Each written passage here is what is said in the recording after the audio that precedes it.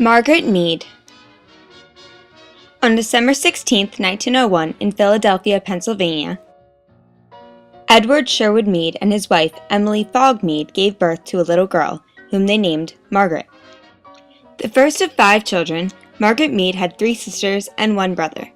One of her sisters, Catherine, passed away while Margaret was a child.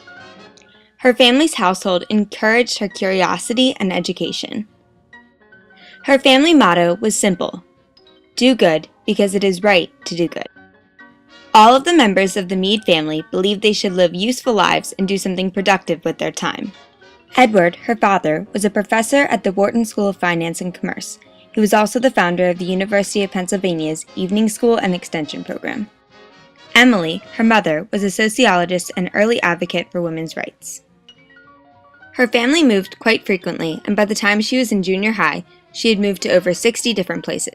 She was homeschooled for most of her life and eventually found it easy to adapt to new surroundings and changes. Her grandmother, Martha Ramsay Mead, and her mother were her 2 most important role models. In the year 1919, Margaret attended DePaul University.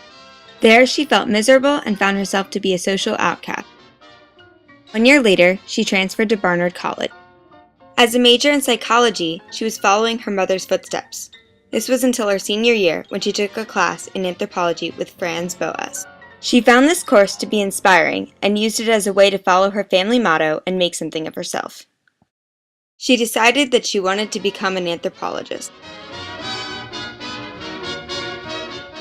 Margaret decided after her graduation from Barnard College in 1923 to move on to graduate school at Columbia University. There, she majored in anthropology. She married a man named Luther Cressman during the same year. In 1925, she completed her graduate studies and decided that she wanted to do fieldwork in Samoa, a group of small islands east of Australia in the Central Pacific Ocean. She was on her journey looking for answers. She was to compare the adolescents of their society to those of American society. Her family gave her their full support on her journey. She began by learning the native language, one of 7 additional languages aside from English that she learned over the course of her life. Settled in the village of Tawa, Manua, a very small and impoverished island with a population of about 1,000 people. The Samoans called her Makalita. Mead was afraid of forgetting who she was and becoming part of their culture.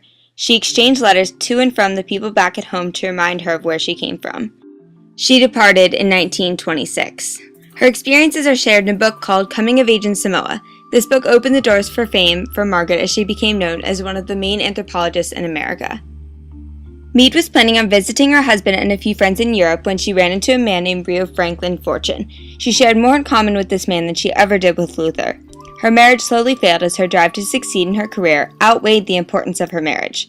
A year later, her and her husband got divorced. Margaret and Rio had stayed in contact over the year, and they soon got married in New Zealand. With him, she set off on a journey to New Guinea. Her goal was to study the children of another culture in order to expand her understanding of adolescence by studying pre-adolescence. By having them draw pictures for her, she saw how they view and perceive the world around them. She divorced Rio Fortune as she had found a new partner who was a British anthropologist named Gregory Bateson, whom she went to Bali with to study mental illness. Her first child, Mary, was born on December 8, 1939. In 1953, Mead went back to New Guinea, joined the anthropology department at Columbia University in 1947,